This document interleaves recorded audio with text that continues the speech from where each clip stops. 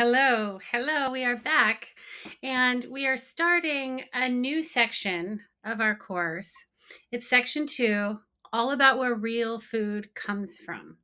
So, in the first section of this section 2, we talked all about nature and we talked about that food comes from plants and animals. We talked about the food chain. We talked about photosynthesis, where the food chain begins. We talked about different kinds of eaters. We talked about omnivores, carnivores, herbivores.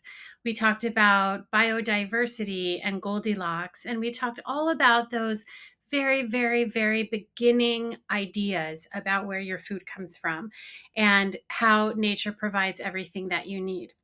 In this section, I want to really focus on the first area of where you get your food from. What you see on the screen right now are 6 different areas that we're familiar with of where you can get your food. And they're on a scale from this first one of growing it yourself, the one with the orange square in the background, all the way up to number 6, which is our supermarkets. Now, all of these places are good places to get foods. And I just want you to have the knowledge that you need to pick where you're going to get your food, where you're going to get which kind of food, and what you're getting from each place. So, here in this section, in section 2B, we're going to be talking mostly about the first two, which is growing it yourself and getting it from local farms and co-ops and small family-owned farms. In the next sections, we'll be talking about the markets that we get our food from, but the food comes from either yourself growing it or small local farms growing it. Later in another section, we'll be getting into the industrial plants that grow and produce and mass market foods. And we'll go over and see lots of pictures about what those are like. But in this section, we're going to be talking about number 1 and number 2, which is growing it yourself and local small farms. So here we are. You're going to see this graphic a lot in the next few sections. And I really want you to start thinking of it as a scale from growing it yourself to local farms, to local farmers markets, online delivery, health food markets, and supermarkets. Now, we're going to get into those later. Right now, I really want to stick with nature. And we've just gone over all these topics about nature and where our food comes from. And I want to stick with that and talk a little bit about growing your food yourself. When you grow your food yourself, you know exactly what's in it. You know exactly what's not in it, pesticides for one. You know everything about your food. You know whether it's an organic food or whether it's a GMO, a genetically modified food. You know everything, and you're in total control of it. And we're not just talking about fruits and vegetables here. I'm also talking about livestock, poultry, beef, these kinds of things. And in the next section, we get into some really fun topics about backyard chickens and beekeeping and some of the things you can do at your own house to provide yourself with the food that you need to live, just straight from the earth, just straight from nature, like we just learned about.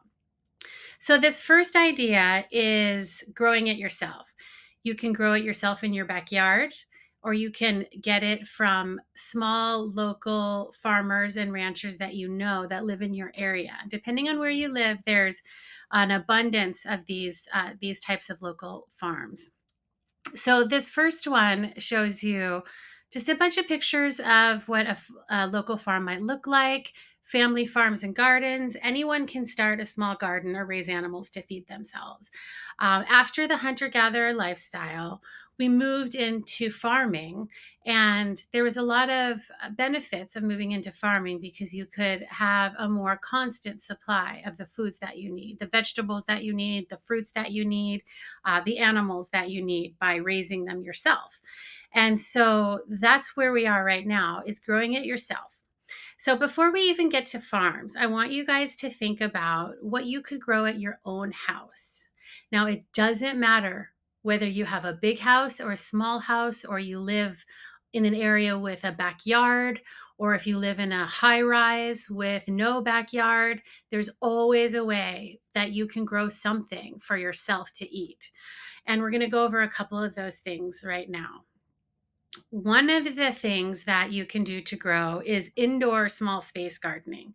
This has become very popular, especially in cities where there's not a lot of space. There's a lot of people living in apartments and condominiums and in areas where there's no outdoor soil to plant things in. And that's okay. You can still grow your own food. You can still grow something and start to learn about seeds and about water and about soil and about how things grow. And even if it's just one little tomato or one little avocado or one little onion, you can still grow something, even on your windowsill. And so I want you guys to start thinking about that and thinking if you want to try to grow something. I'm going to show you here all of these pictures you'll see are indoor gardening.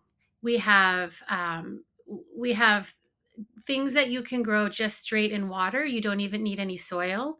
That idea is called hydroponics. You grow plants straight in water without soil. And there's a lot of examples here on this slide about that. You can make them look really cool, like this one in the middle with the PVC pipe. If you have some PVC pipe, you can poke some holes in it, put some dirt in it, plant some seeds, and you're going to have this beautiful indoor garden. Really fun. There's a lot of companies now that sell devices or almost pieces of furniture for growing indoor plants. You'll see that here also on the bottom, where we have this column where there's all kinds of plants growing on this. Lots of herbs, lots of vegetables, all kinds of things. On the top here, you also have some shelving where there's lights and the plants are growing. Down here on the right hand side, you have an avocado seed with some toothpicks in it stuck in water, and you can grow that way as well. So, what you need for growing, what you've learned from the last lessons in photosynthesis, you need three things: you need water, you need soil, and you need sunlight. Of course, you need your seeds as well, but water, soil, and sunlight. So if you have these three things, or any combination of these three things, whether it's soil or just water, there's so many ways that you can just start growing something, and you can just start learning about how plants actually are made, and you can eat them, and this becomes your food. So I gave you a little list here, 1 through 6, of how you would do this. You can do it with any of these devices. You can make your own. You can use a cup of water, a bowl of water. You could have a really elaborate hydroponics system. Just Google that. You'll find all kinds of things about hydroponics. And it's really fun. It's really fun to grow this type of stuff inside, and it's not hard at all. So, the first thing you want to do is you want to pick what you want to grow. You can get seeds straight from vegetables and fruits that you buy from the store. Just pick a seed out, dry it, let it sprout, and plant it, and you can start growing straight from those seeds. You don't have to buy packets of seeds. You can buy packets of seeds at your local nursery or plant store or Home Depot or anywhere you want. There's lots of places to buy seeds, which is absolutely fine. They're just already dried for you, but you can make your own just by cutting open an apple and picking out the seed. You can look up on the internet exactly how to do that. Sizzle Kids has some videos on that as well. But right here and right now, I just want you to get the idea of what growing your own food looks like.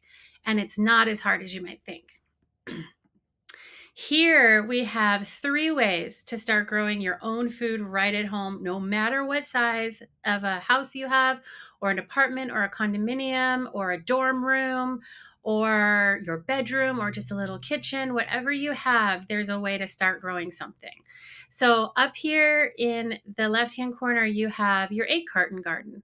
Now, these are super fun. Kids love to do these. You just save your egg carton, fill it with some dirt from outside, anywhere, any kind of dirt.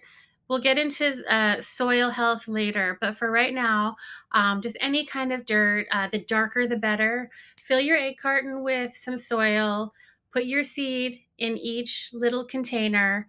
Spray it with a water bottle. Put it in an area of your house that gets sunlight, even just on the windowsill, and you can watch your plants grow. Really fun, really good way to get kids started with growing and to understanding how plants grow and how they can grow things to eat. Secondly, over here on the right-hand side, we have patio, porch pots, and planters. So you can really grow in anything. Take any container that you have. It can be a bucket. It doesn't have to be a pretty pot. It can be containers that your toys came in. We planted some stuff in a container that some little green army men came in. I've also planted things in beautiful pots. I've done a whole garden with 15 different 5-gallon jugs where we planted different things in every single one of them. And it's really fun to do. You don't have to be intimidated by starting to grow. You can put any of these containers on your balcony, in your bathroom, in your kitchen, and just put some soil in it, a seed in it, some water, and give it some sun, and you're going to grow your own food. You're going to start growing. Getting a little bit bigger and a little bit more involved are raised bed rectangles, right? Outside, if you have any space outside, you can have any kind of a raised bed garden where you just fill a container with soil. This is just a little bit bigger than your patio and porch pots and planters idea. And you can have as many or as little as you want. They can be 8 feet long, they can be 2 feet long. Whatever containers that you have, you can start growing in as well. Again, just fill it with soil and put a seed in it, water it, and give it some sun, and that's it. And that's how you can start growing your own food. It's really fun. This is an activity that you can start today. Ask your mom and dad to get you an egg carton or any little cup or container or anything and start growing your own food. It's really up to you to start to think about your food in this way, and that it all comes from the soil. And why this is really important, kids, is because when we get to talking about markets and grocery stores, I want you to start to think about how long it takes and what processes it takes to come from the soil or the hydroponic water system or whatever you might be doing at home, to all the way to the grocery stores and then to you. And there's all kinds of things in between when you can cut all of that out and you can just start growing your food yourself from home and just start with one little thing, get an idea of how it works. There's lots of information on the internet. We're going to be doing a lot of growing, a lot of videos on growing, a lot of gardening here with Sizzle Kids, and you can join us for that. But for right now, just start to get an idea about this spectrum of where food comes from nature all the way up to your grocery store. And I want you to think what happens in between your food coming out of the ground or out of the water and all the way to the stores and into your kitchen and into your bellies. And it's so much fun to start growing your own food. Kids, you're going to just be so excited when your little seed pops up out of the soil and you have your first little seedling. There's lots to it. There's lots of fun to be had. All you have to do is start this way. Pick a veggie. There's several veggies that grow really easily in these small containers and indoors or on a balcony or on a windowsill. Pick a veggie. Really good ones are tomatoes. Tomatoes are really easy to grow. Corn is very easy to grow.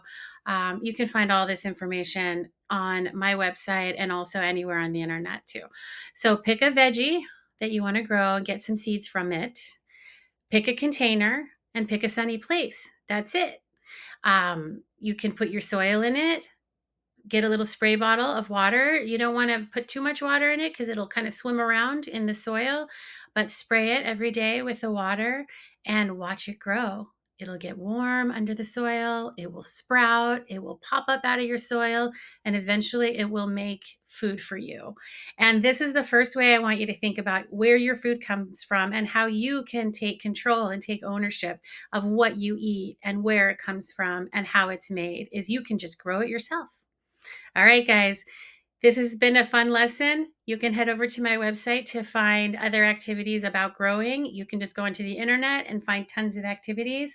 What we're going to do next is I'm going to show you, after you have the idea of growing your own food at home, I'm going to show you what some small family farms look like and how they grow at a bigger scale than what you can do at home, but they also still have the same idea of healthy foods, organic foods, growing your own.